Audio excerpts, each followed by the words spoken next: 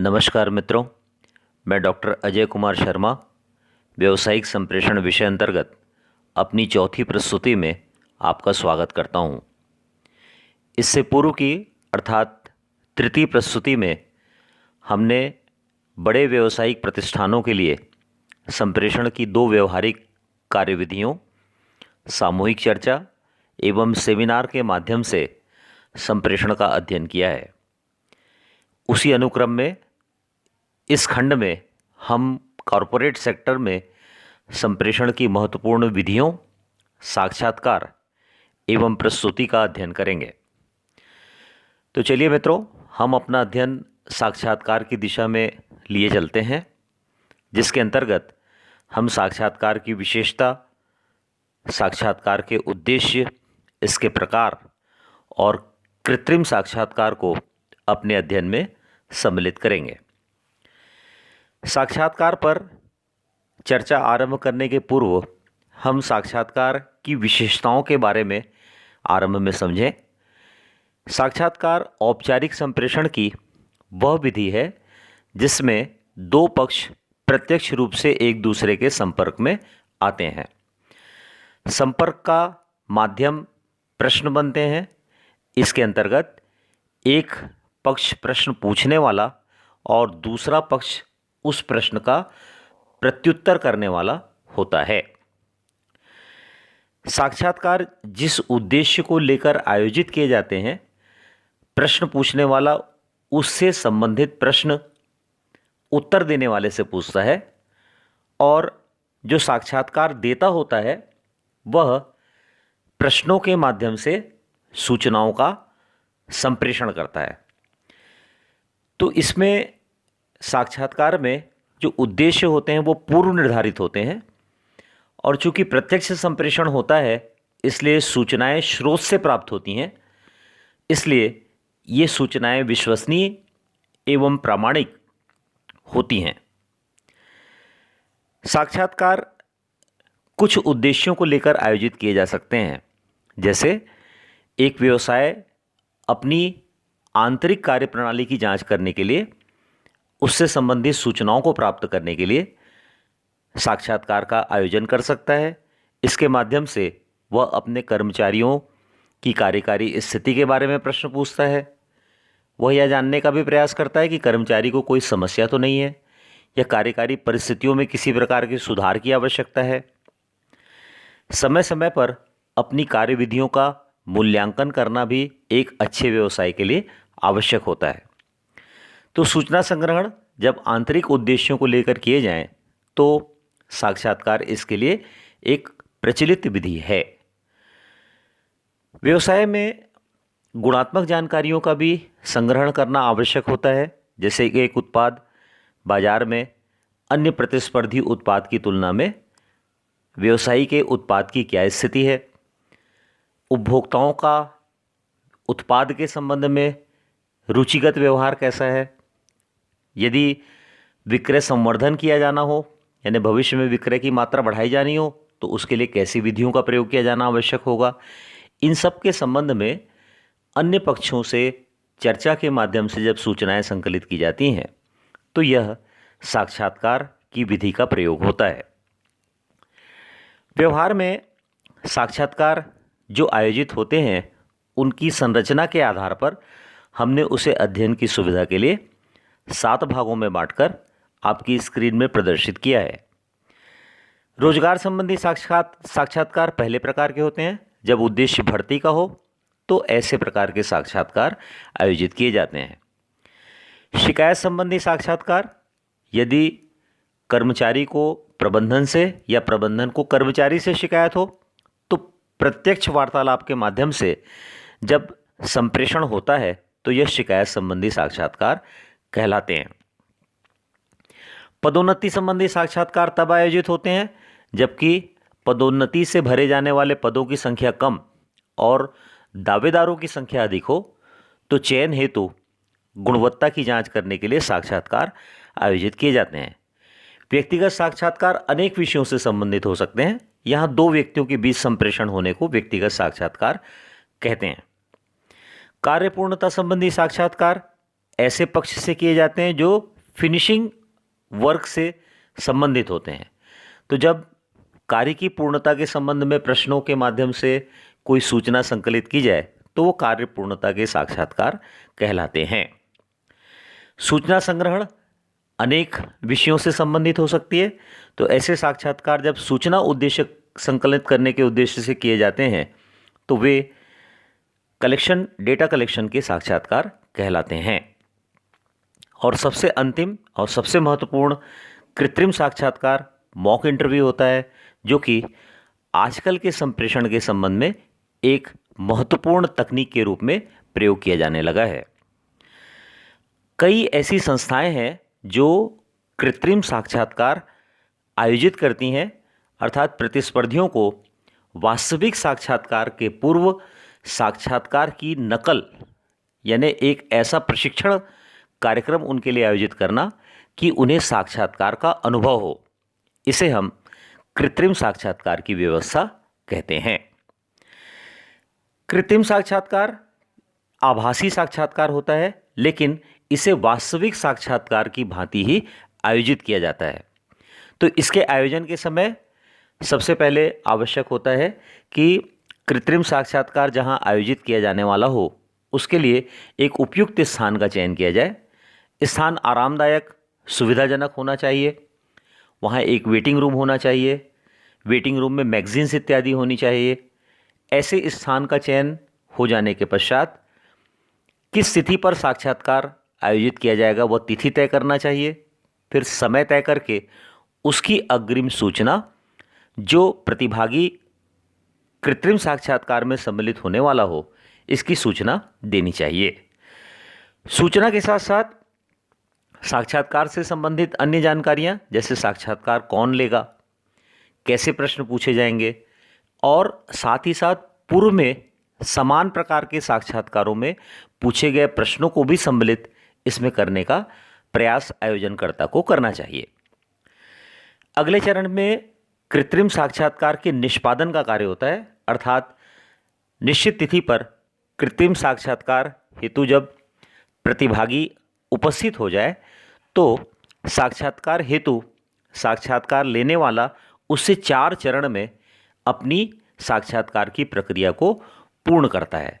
पहले चरण में प्रतिभागी से उसकी जानकारियां पूछी जाती हैं, जैसे वह उसकी शिक्षा क्या है, उसका कार्यकारी क्षेत्र में अनुभव क्या है, उसे कितना वेतन प्राप्त हो रहा है, उसकी रुचि किन क्षेत्रों में है, इत्यादि प्रकार के प्रश्न प्रथम चरण में पूछे जाते हैं। द्वितीय चरण में ऐसे प्रश्न होते हैं जो कि साक्षात्कार के उद्देश्य से संबंधित होते हैं। जिस उद्देश्य से साक्षात्कार आयोजित होने वाला है उससे संबंधित प्रश्न दूसरे हिस्से में होते हैं। तीसरे हिस्से में उसकी स्किल यानी साक्षात्कार देने वाले की क्या गुणवत्ता है, आपातकालीन परिस्थितियों में उसमें निर्णय लेने की कैसी क्षमता है, उसकी रुचि अरुचि कैसी है, और इस चरण में साक्षात्कार देने वाले को प्रोत्साहित करने की दिशा में प्रयास किया जाता है। और अंतिम चरण पर साक्षात्कार की समाप्ति के समय में धन्यवाद देकर साक्षात्कार देने वाले को यदि कोई टिप्पणी या कोई उस पर प्रतिक्रिया देनी उचित और आवश्यक हो तो साक्षात्कार लेने वाला उनमें कमेंट भी करता है। तो कृत्रिम साक्षात्कार वास्तव में एक आभासी साक्षात्कार की प्रक्रिया है। इसमें सम्मिलित होने से कुछ लाभ प्राप्त होते हैं, जैसे साक्षात्कार देने वाले को साक्षात्कार का पूर्वाभ्यास हो जाता है, उसे साक्षात्कार की क्रियाविधियों के बारे में जानकारी हो जाती है, वह अपनी रणनीति अच्छे से बना सकता है। यानी एक साक्षात्कार जब वह वास्तविक साक्षात्कार में प्रविष्ट होगा तो उसे किन रणनीतियों के साथ जाना होगा ये पहले तय कर सकता है। उसे अपने कमज़ोर पक्षों की भी जानकारी हो जाती है, यानी साक्षात्कार के दौरान जिन प्रश्नों का उत्तर देने में उसे कठिनाई हुई हो इसकी जानकारी भी उसे हो जाती है। और ऐसे कृत्रिम साक्षात्कार दिए जाने से उसके आत्मविश्वास में वृद्धि होती है। तो मित्रों, वास्तव में देखा जाए तो कृत्रिम साक्षात्कार की वह विधि है जो छात्रों के लिए पूर्वाभ्यास की भांति है। जैसे अध्ययन किए गए विषयों का पूर्वाभ्यास किया जाता है, उसी प्रकार साक्षात्कार भी वास्तविक साक्षात्कार के समान ही आभासी रूप में, नकली रूप में आयोजित होने वाली प्रक्रिया है। तो संप्रेषण की साक्षात्कार की प्रक्रिया को हम यहाँ पर पूर्णता प्रदान कर अब अपने अध्ययन को अगले क्रम में लेकर चलते हैं, जहाँ हम प्रस्तुति के विषय पर अध्ययन करेंगे। प्रस्तुति में हम प्रस्तुति के प्रकार, प्रस्तुति की विधि, प्रस्तुति को प्रभावित करने वाले तत्व तथा एक प्रभावशाली प्रस्तुति किस प्रकार दी जाती है, इस परिसीमा के अंतर्गत अपना अध्ययन हम आरंभ करते हैं। सबसे पहले हमें प्रस्तुति के प्रकारों को समझना चाहिए। प्रेजेंटेशन वास्तव में 3 प्रकार के उद्देश्यों को लेकर किया जाता है। पहले प्रकार का प्रेजेंटेशन होता है जहां उद्देश्य जानकारी देना हो। व्यवसाय में किसी नए उत्पाद के संबंध में जानकारी देना हो, भविष्य में होने वाले परिवर्तनों के संबंध में जानकारी देना हो, तो ऐसी अवस्था में जानकारी देने के उद्देश्य से प्रस्तुति बनाई जाती है। दूसरा उद्देश्य होता है प्रवर्तन, अर्थात सेल्स प्रमोशन करना हो, जैसे नए उत्पाद कोई आ रहे हों या उत्पाद वैशिष्ट किया जा रहा हो, तो ऐसी स्थिति में उत्पादन के विक्रय करने हेतु जब प्रस्तुति आयोजित की जाती है तो ये प्रवर्तन के उद्देश्य से आयोजित होने वाली प्रस्तुति होती है। और तीसरी होती है सद्भावना हेतु, अर्थात यदि संगठन के द्वारा अपने कर्मचारियों के मनोरंजन हेतु कोई सांस्कृतिक कार्यक्रम, जिसमें कि गीत संगीत के कार्यक्रम इत्यादि आयोजित किए जाते हैं, तो उस प्रकार के कार्यक्रम में दी जाने वाली प्रस्तुति सद्भावना हेतु दी गई प्रस्तुति कहलाती है। प्रस्तुति को हम प्रस्तुति की विधि के आधार पर 2 भागों में बांटते हैं। व्यक्तिगत प्रस्तुति, ऐसी प्रस्तुतियां जिसमें एक व्यक्ति के द्वारा प्रस्तुति को आरंभ से लेकर अंतिम सिरे तक पूर्ण किया जाता है, उसे हम व्यक्तिगत प्रस्तुति कहते हैं। सामूहिक प्रस्तुति में एक विषय को जब एक से अधिक लोग बांट कर अलग अलग हिस्सों का प्रदर्शन करते हैं, तो इस प्रकार की प्रस्तुति सामूहिक प्रस्तुति कहलाती है। सामूहिक प्रस्तुति के लिए आवश्यक है कि उसका अभ्यास या पूर्वाभ्यास अच्छी तरीके से कर लिया जाए, क्योंकि अभ्यास के न होने की स्थिति में तारतम्यता के टूटने का खतरा उसमें होता है। एक प्रस्तुति को प्रभावित करने वाले कुछ तत्व होते हैं जिनका ध्यान रखा जाना आवश्यक है। जैसे पहला, श्रोता कौन होंगे, किनके बीच प्रस्तुति दी जानी है, इसके बारे में पूरी जानकारी होनी आवश्यक है। प्रस्तुति का स्थान महत्वपूर्ण है। प्रस्तुति का स्थान से आशय वह स्थान जहाँ प्रस्तुति दिया जाना है, वहाँ का रंग रोगन, वहाँ की साज सज्जा इत्यादि भी प्रस्तुति को प्रभावित करती है। सेल्फ अपीयरेंस, अर्थात प्रस्तुति देने वाला अपने स्वयं को किस प्रकार प्रस्तुत कर रहा है, उसके कपड़े कैसे हैं, उसने अपने बाल किस प्रकार बनाए हुए हैं, इन सब का भी प्रस्तुति से सीधा संबंध होता है। आजकल प्रस्तुति में ऑडियो वीडियो टेक्निक्स का उपयोग किया जाता है। इन तकनीकों के माध्यम से दी जाने वाली प्रस्तुतियां अधिक प्रभावशाली होती हैं, तो इन संचार तंत्रों का भी प्रभाव प्रस्तुति पर पड़ता है। प्रस्तुति में क्रमबद्धता का बड़ा महत्वपूर्ण स्थान होता है, यानी प्रस्तुति किस तरीके से आरंभ की जानी चाहिए और कैसे प्रस्तुति समाप्त होनी चाहिए, यह बातें महत्वपूर्ण हैं। जैसे कोई भी प्रस्तुति जब आरंभ की जाए तो पूर्व में क्या अध्ययन किए जा चुके हैं या पूर्व में क्या बातें बताई जा चुकी हैं, इसे सम्मिलित करना चाहिए। प्रस्तुति के बीच में विषय से संबंधित बात की जानी चाहिए और अंत में प्रस्तुति में क्या क्या बातें बताई गई, इसे निष्कर्ष के रूप में बताकर प्रस्तुति का समापन करना चाहिए। क्रमबद्धता में अगर यदि समय का पक्ष हो तो पहले प्रस्तुति में भूतकाल से संबंधित बातें बतानी चाहिए, फिर प्रस्तुति में वर्तमान की बात बतानी चाहिए और भविष्य की संभावनाओं को अंत में शामिल करना चाहिए। यदि प्रस्तुति में कोई समस्या कारण समाधान प्रकार का स्वभाव है तो सबसे पहले समस्या का उल्लेख करना चाहिए, उसके कारण के बारे में जानकारी दी जानी चाहिए, फिर समाधान, अर्थात क्रमबद्धता का प्रस्तुति में महत्व का स्थान है। इसके आगे पीछे होने से प्रस्तुति पर विपरीत प्रभाव पड़ता है। प्रस्तुति में शब्द एवं भाषा का बड़ा महत्वपूर्ण स्थान होता है। ऐसे शब्दों का चयन किया जाना चाहिए जिन शब्दों में को सीधे सीधे जिसके अर्थ समझ में आते हों। भाषा सरल होनी चाहिए। आवाज़ की गुणवत्ता ऊंची होनी चाहिए। अगर वॉइस क्वालिटी अच्छी है तो प्रेजेंटेशन अच्छा होगा। बॉडी लैंग्वेज भी ऐसी होनी चाहिए जो कि सकारात्मक हो। यानी प्रस्तुति देते समय कोई भी ऐसी क्रियाएं या ऐसा प्रकार का एक्ट नहीं करना चाहिए जिससे कि श्रोता का ध्यान उस बॉडी लैंग्वेज की वजह से कहीं और भटके। मुख्य रूप से एक प्लीजेंट बॉडी लैंग्वेज के अंतर्गत प्रस्तुति दी जानी चाहिए। और सबसे अंत में प्रश्नोत्तर, अर्थात प्रस्तुति सुनने के पश्चात श्रोतागण जिन प्रश्नों को प्रस्तुति देने वाले के समक्ष रखते हैं उनका शांति से और पूर्ण गंभीरता से उत्तर देने का प्रयास करना चाहिए। तो एक प्रस्तुति के इन तत्वों को ध्यान में रखते हुए यदि हम किसी प्रस्तुति को तैयार करने का प्रयास करेंगे तो निश्चित तौर पर एक प्रभावशाली प्रस्तुति तैयार कर सकते हैं। एक प्रभावशाली प्रस्तुति तैयार करने के लिए हमें कुछ बातों का ध्यान रखना आवश्यक है। सबसे पहले स्ट्रेटजी ऑफ प्रेजेंटेशन सबसे पहले तय करनी चाहिए, अर्थात प्रस्तुति किस विषय पर देनी है, उस विषय से संबंधित सारी जानकारियों को एकत्रित कर लेना, उन्हें क्रमबद्ध रूप में जमाना, जिन दर्शकों के समक्ष प्रस्तुति दी जानी है उनके बारे में पूरी जानकारी प्राप्त कर लेना, अर्थात प्रस्तुति के पूर्व एक निश्चित कार्यनीति स्ट्रेटेजी तैयार हो जानी चाहिए। अगले क्रम पर प्रस्तुति की बनावट यानी स्ट्रक्चर ऑफ प्रेजेंटेशन तय होना चाहिए।